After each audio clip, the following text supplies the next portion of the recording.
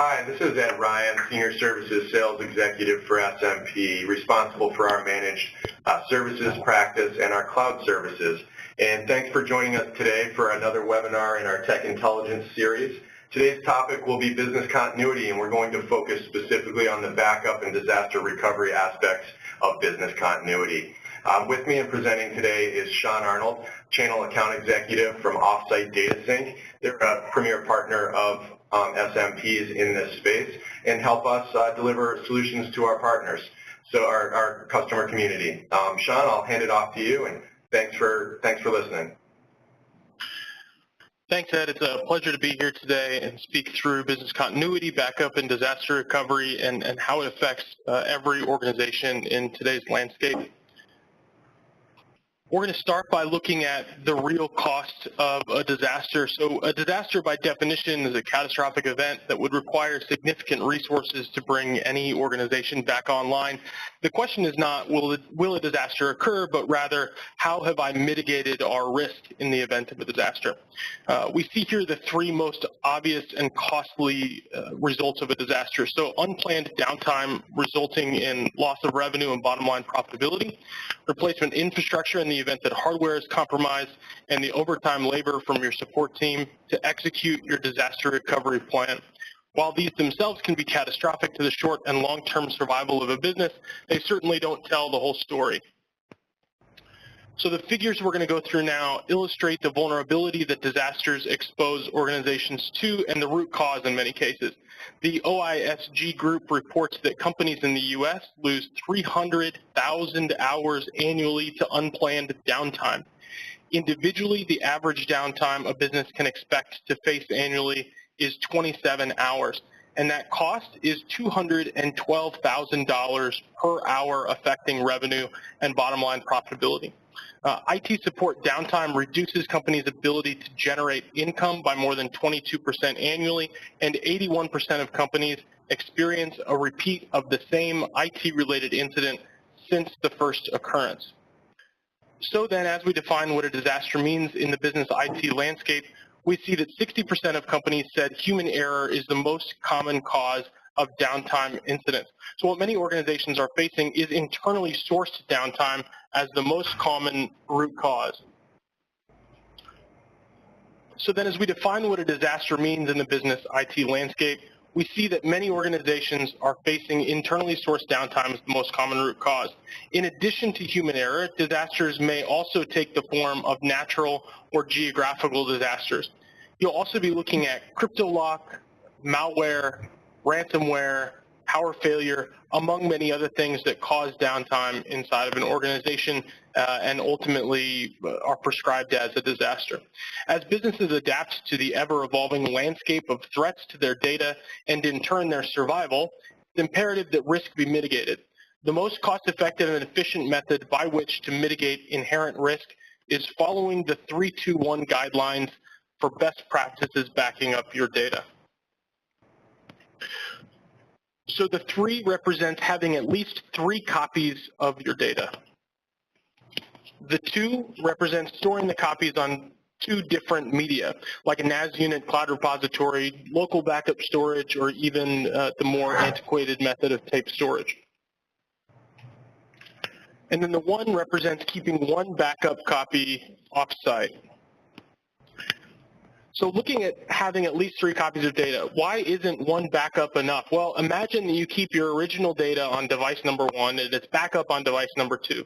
Both devices have the same characteristics and their failures are statistically independent, or they have no common failure causes. For example, if device number 1 has a probability of failure that's, say, 1 in 100, and the same is true for device number 2, then the probability of failure of both devices at the same time becomes 1 in 10,000. So this means that if your primary data on device number 1 and 2 backups of it on devices 2 and 3 correspondingly, and if all devices have the same characteristics and no common failure causes, then your probability of failure of all 3 devices at the same time now becomes 1 in 1 million. So then looking at storing the copies on 2 different media, We just talked through assuming that there's no common failure causes for all of the devices where you store your data copies. Obviously, this requirement cannot be fulfilled if you save your primary data and its backup in the same place. So, for example, disks from the same RAID aren't statistically independent. So, moreover, it's not uncommon after one disk failure to experience failure of another disk from the same storage around the same time.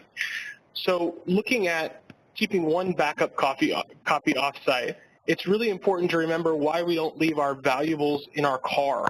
The risk of theft is too great to chance replacing the contents of a wallet or a laptop. So often we see IT organizations that entrust a member of their staff to take home tapes or take home the NAS unit and keep them in your car. So the same then is true for our organization's data. Why would we take a NAS unit or tapes home in our car and leave our company's most valuable and proprietary asset vulnerable to theft? Geographically redundant storage of our offsite data is a key component of backup, business continuity and disaster recovery. Utilizing the cloud for an offsite copy of your data can, for many organizations, feel daunting, especially those with compliance requirements and aggressive RTO objectives. So now let's take a look at cloud BDR adoption, so where people are, what the standard is, and how to move forward.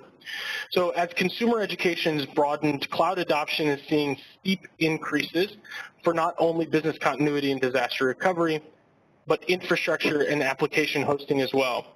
Strictly as it relates to BDR, companies using the cloud as part of their DR solution grew from 26% in 2015 to 37% in 2016, an 11% increase. Penton also found that of businesses that plan to add a new DR method in the next 12 months, 57% said that they intend to leverage a cloud-based solution, which could at least double the growth in cloud BDR in 2017. So if cloud is not currently a component of your on-site or off-site infrastructure, the data says that you're being outpaced by your competitors. Implementing cloud components into your IT strategy is no longer a cutting-edge method. Businesses are adopting at a higher rate year over year. So there's obviously lots of ways to implement cloud. We talked about infrastructure as a service, platform as a service. There's so many options to integrate cloud into your IT architecture. And the question is always public or private cloud. Well, solutions are wide-ranging, from strictly the more cost-effective public cloud model to a hybrid public and private cloud design. Whatever your business objectives, cloud solutions are truly highly customizable and scalable to reflect your strategy for 2017 and beyond. So when considering a cloud solution to complete the offsite component of the 321 best practice, there's certainly a variety of factors to consider. So now we'll look through strategizing adoption. Is my DR solution scalable? This is important to consider as your business grows. What are my business objectives today, and what will my business objectives be next year? In addition, what's the plan for our organization to scale moving forward, and what business objectives do we need to accomplish when we begin to look at cloud infrastructure for DR and beyond? Many organizations are subject to compliance requirements, HIPAA requirements, PCI requirements, and so many more that require documentation and in many cases experience annual audits. Is your cloud solution meeting all of your compliance requirements, and do you have the documentation to back that up? Are my RTO and RPO objectives met? So when you look at the offsite strategy to complete your 321 best practice, how quickly can you access that data? Is it, do you need to turn it on in 3 minutes? Do you need to turn it on in 15 minutes? Can you get it back at the end of the business day? Can you get it back in a week? These are all important factors when considering exactly how you'd like to adopt cloud and implement it in your DR strategy. And additionally, how will I plan to test my offsite solution? So if we take the NAS unit out of the trunk of someone's car and move that into the cloud, there needs to be some way to validate that does in fact accomplish all the business objectives that we've set out to meet by adopting cloud as the offsite component to complete 321 best practices. So putting a plan in place to test the validity of that solution, understanding that it works, and understanding that your compliance and RTO and RPO objectives are met is an important piece in understanding exactly how you as an organization are going to adopt a cloud DR practice. And then additionally, to close it out, do I manage this internally or leverage a managed services partner? And I'll let Ed speak to exactly what that means holistically and for SMP. Yes. Thank you, Sean. Nice job. So what we're seeing, not only in the industry, but within our customer community, is because of the build bullets that you've mentioned here on the slide, the DR scalability, compliance requirements, RTO and RPO objectives, along with testing and validating the backup and DR solutions. When you tie that to the statistics that you mentioned earlier on, particularly the one of 60% of downtime is caused by human error, we see a lot of organizations leveraging managed services partners in order to contractually take care of these 4 items, right? So they're offloading that risk and working with organizations that truly have core competencies in driving DR and disaster or BC through backups and disaster recovery in a very programmatic nature, thereby ensuring success when it comes down to it. Because for most organizations, they're focused on their core business rather than maintaining backups, DRs, and particularly the area that we've seen things fall down as recently as the windstorm here in upstate New York, making sure that there is actually a test and recovery plan in the case of an outage, right? So those things typically seem to fall off the priority list in the day-to-day business operations of most organizations, and by leveraging a managed services partner, you can ensure that there's business continuity by supplying reliable backup and DR practices for your organization.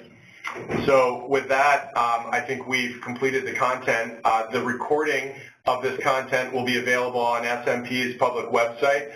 Please refer to that for any questions that you may have. So we'll pause the recording here and open it up for Q&A.